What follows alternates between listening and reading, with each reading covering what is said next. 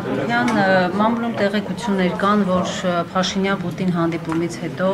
այսպես լուրջ խնդիրներ են ունենալու այն տնտեսվարողները, որոնք ինչ-որ ձևով ասոցացվում են իշխանությունների հետ, արդեն խոսում են, որ Պրոշյանի կոնյակի գործարանի կոնյակը այսպես լիցենզիան դադարեցվել է, Ռուսաստանի վերահսկող կազմակերպությունը ծաղիկների թեմաներ, այսինքն Ռուսաստան արտահանվող, այսպես խախտումներ էին գտել եւ այլն։ Դուք ինչ տեղեկություններ ունեք, բիզնեսից այսպես ազդակներ ստանում եք, որ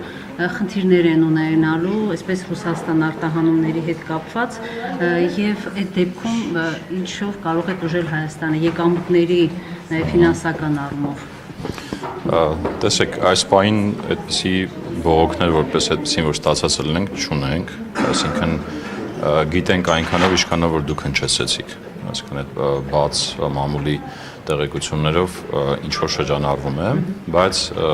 մի բան ուղղակի հիշեցնեմ, որ այն ինչի մասին որ խոսվում է, դա նոր երևույթ չի, այսինքն մենք պատմության ընթացքում պարբերաբար այդպիսի հարցեր ունենում ենք, նույնը օրինակ անցած տարի եթե կհիշեք, տարբեր ապրանքների հետ կապված որոշակի խնդիրներ էին եղել, եւ դա հատկապես լարսը անցնելուց լինում են հատկապես ֆիտոսանիտարիական հարցեր, օրինակ ինչ որ պահանջների պիտի բավարարեն կոնկրետ ապրանքներ, այդ պահանջները պարբերաբար խստացվում են, պարբերաբար թույլատրվում են, այսինքն ինքը այտենց բնականon գործընթաց է, որը որ ունենում ենք եւ մեր հորդորը մեր հարկ վճարողներին եւ բիզնեսմեններին նա է, որ հետևեն այդ պահանջներին, որովհետեւ շատ երկու հիմնական խնդիր ենք օրինակ անցած տարի արձանագրել, լինում են դրվագներ, որ այդ ապրանքականակները չեն համապատասխանում այդ պահանջներին, լինում են դրվագներ, որ օրինակ ռուսական գործընկերների կողմից հարց է բարձրացվում, թե ինչու օրինակ չի նշվում կամ պատշաճ չի նշվում այն տնտեսվարողը, որին մատակարարվում է տվյալ ապրանքը։ Այս երկու խումբ խնդիրներն են, որպես այդպեսին սովորաբար օրակարգում, եւ դրանք կառավարելի են մենք նման իրավիճակներում մաքսային մասով հատկապես մենք մեր քննարկումներ ունենում ենք մեր ռուս գործընկերների հետ, բայց քանի որ խնդիրը նշեցի ավելի շատ այդ ֆիտոսանիտարիական տիրույթում է, կարծում ճիշտ կլինի նաև համապատասխան ուղղությամբ էլ հարցեր ուղղեք եւ ստանաք պատասխան։ Իմանանք ստանալու առիթ ունեն հայ տնտեսվարողները, թե չունեն։ Պրոշյանի կոնյակի գործարանի մասով ինչ Ես դրա մասին ճիշտ ասած ձեզնից լսեցի նոր, միգուցե այսօր առավոտից ծանրաբեռնված եմ եղել չեմ լսել, մի հատ ինքս կուսումնասիրեմ հասկանամ ինչի մասին է, ինչ լիցենզիայի դադարեցման մասին է խոսքը։ Պարոն Հակոբյան, ինչ տեղեկություններ ունեք Մեղրիում տեղի ունեցած ինչ-որ արտակարգ դեպքի մասին, մասնավորապես որ այրել են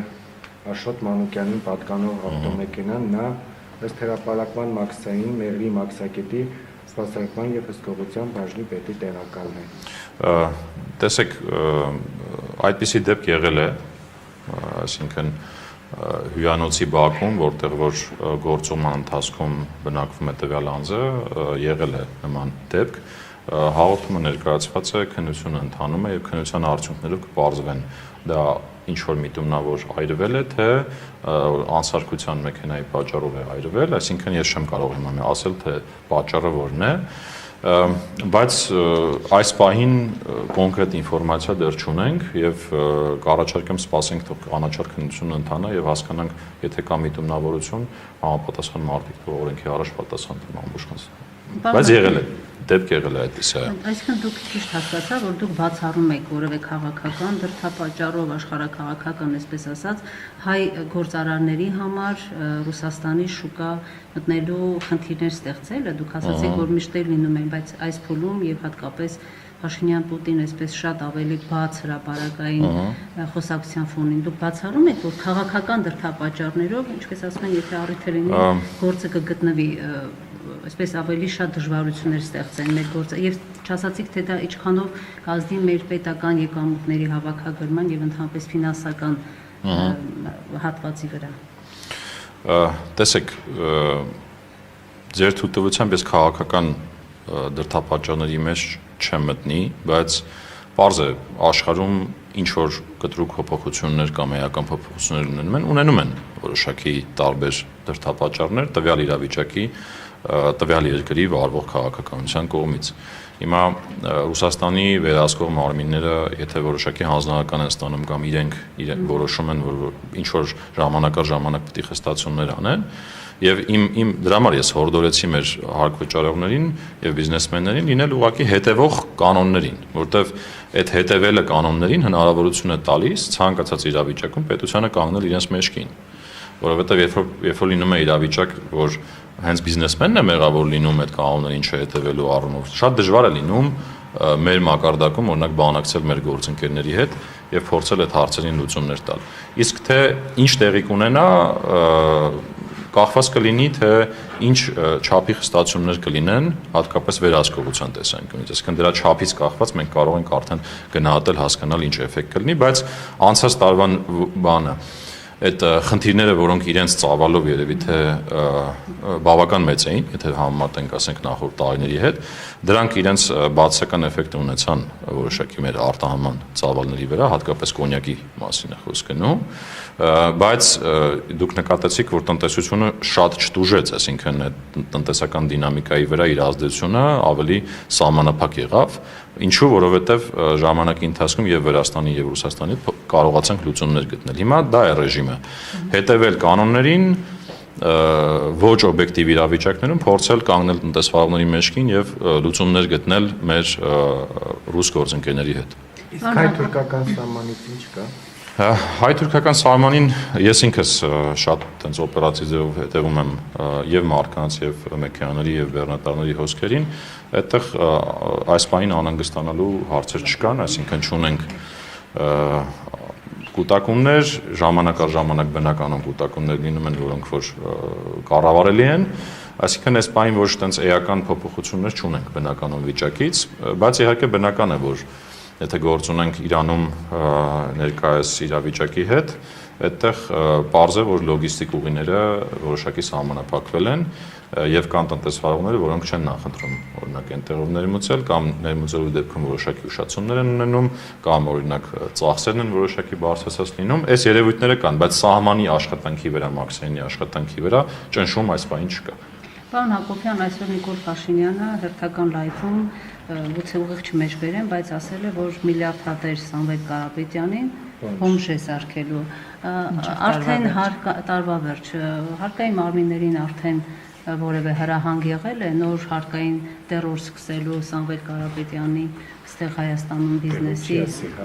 Նման հանձնարարական ես չունեմ, ընդ որում էլի ասեմ, առավոտից քանի որ զբաղված եմ եղել, չեմ լսել նման արտահայտության մասին։ Ինչպես կարող է բոմժ սարքել օրինակ։ Ես թույլ տվեք դա ես չմեկնաբանեմ։ Բայց օրինակ ասենք, եղել է իրավիճակներ, երբ որ ստացվել են նմանատիպ հրահանգներ ստուգելու ինչ որ անձանց պատկանող բիզնեսներ, միտումնավոր, գտնել ինչ որ բաներ։ Չեն եղել նման բաներ։ Իմ պետական եկամուտների կոմիտեի նախագահ լինելու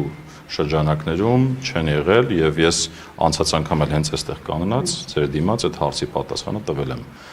Մեր վարչահարությունը իրականացվում է թիրախային ռիսկերի հիման վրա։ Այո, պարզ է։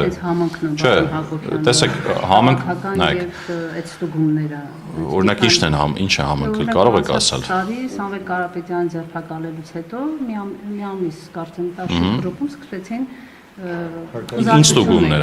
խուզարկություն մենք խուզարկության գործիք չունի պետական։ Միգուցե քննչականի մասին եք խոսում։ Որովհետև պետական եկամուտների կոմիտեին խուզարկության ֆունկցիա չունի։ Հիմա տեսեք, պարզ է, չէ, որ ըստ էության անմիջական ղեկավարը պետական եկամուտների կոմիտեի վարչապետն է։ Ու բնական է, որ օրինակ ժամանակ առ ժամանակ կարող են հարցեր ծագել, թե օրինակ այս կամ այն բիզնեսը ինչ ռիսկեր ունի, ինչ ստվերային խնդիրներ ունի, ինչ սխեմաներ ունի, ինչ հարցեր կան։ Եվ նման խոսակցություններ իհարկե վարչապետի հետ տեղի ունենում եւ դա շատ բնականon է։ Ընդհանուր միջև մենք ինքներս ենք նախաձեռնում բազմաթիվ վերլուծություններ եւ ներկայացնում ենք, բարձ է, որ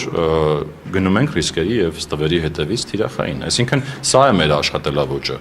Այն ինչ որ դուք ասում եք, որտեղ մի անգամ այդ տերոր բառը ես մեկնաբանել եմ, տերորը դա անօրինական, այսպես ասած, շարժումն է դեպի հարկվճարող ինչ որ գործողություններ անելու, որոնք օրենքից դուրս են, բայց մենք այդպիսի գործողություն չենք արել ու չենք էլ անելու։ Դրանք թիրախային են ու շատ կոնկրետ ռիսկերի հիման վրա։